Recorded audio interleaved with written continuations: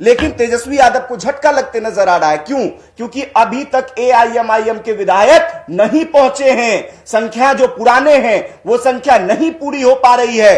अगर अमरेंद्रधारी सिंह को जीतना है तो क्या होगा? संख्या पुरानी होंगी।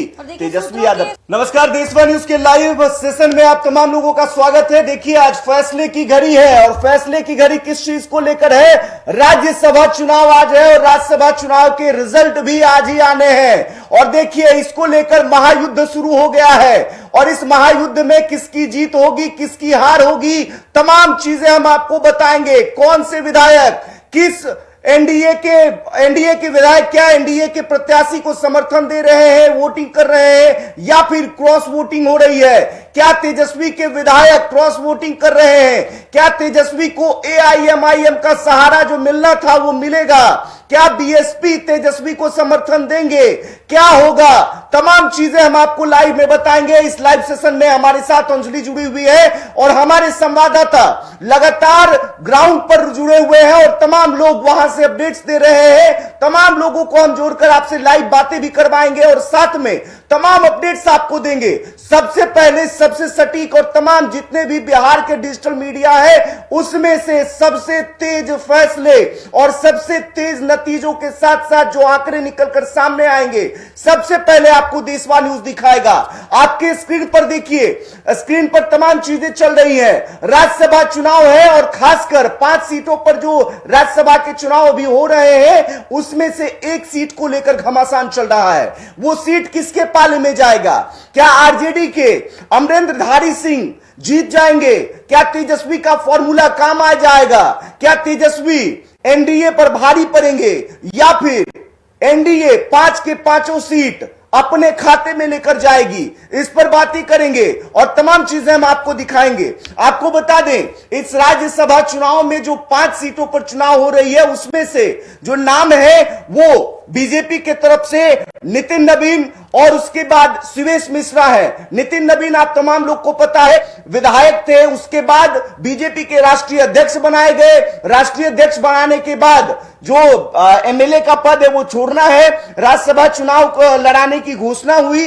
राज्यसभा चुनाव नितिन नवीन लड़ रहे हैं। उसके अलावा सुवेश राम, उसके अलावा नीतीश कुमार जेडीयू से जो बिहार के मुख्यमंत्री हैं। यह बड़ा चौंकाने वाला फैसला था उस समय जब मुख्यमंत्री नीतीश कुमार ने इस बात की इच्छा जाहिर की कि मैंने सभी सदनों में बैठकर एक्सपीरियंस साझा किया है, मैंने बिहार के विकास के लिए काम किया है, मेरी इच्छा रही है कि लोकसभा में मैं रहा हूं, उसके बाद विधानसभा विधान परिषद में भी मैं रहा हूं, तो एक सदन जो बच जाता है राज्यसभा, मेरी वहां जाने की इच्छा है।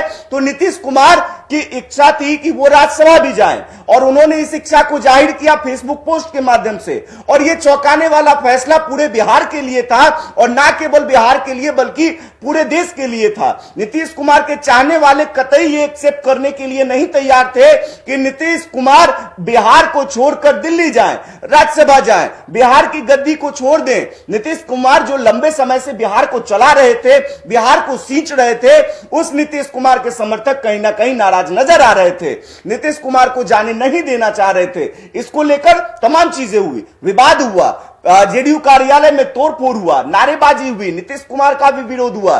जेडीयू के अंदर कई सारे जयचंद होने की खबरें निकलकर सामने आई।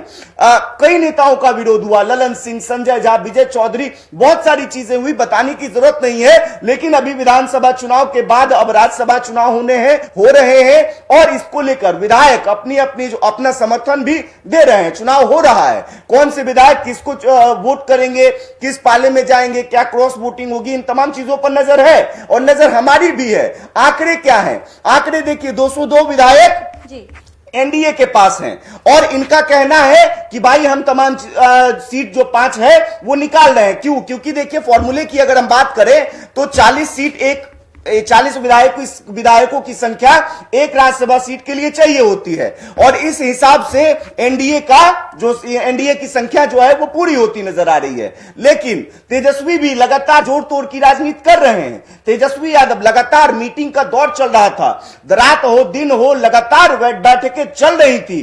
तेजस्वी साध रहे थे किस तरीके से, क्या उनका फॉर्मूला होगा।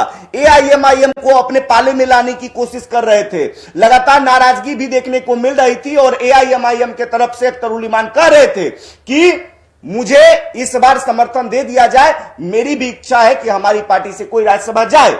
लेकिन तेजस्वी नहीं माने। तेजस्वी ने मनाना शुरू किया अख्तरुल इमान को। उन्होंने लगातार बैठकें की, अख्तरुल इमान को मनाने की कोशिश की। उसके बाद जो स्थिति देखने को मिल रही थी कल के दिन में, जब तेजस्वी यादव इफ्तार पार्टी में गए, इफ्तार पार्टी का आयोजन किया गया था एआईएमआईएम के तरफ से, और इसको एक्सेप्ट किया। तेजस्वी गए भी, और वहां पर जाकर ऐसा लग रहा था, जाने के बाद जो तस्वीरें निकलकर सामने आई कि बात बन गई है।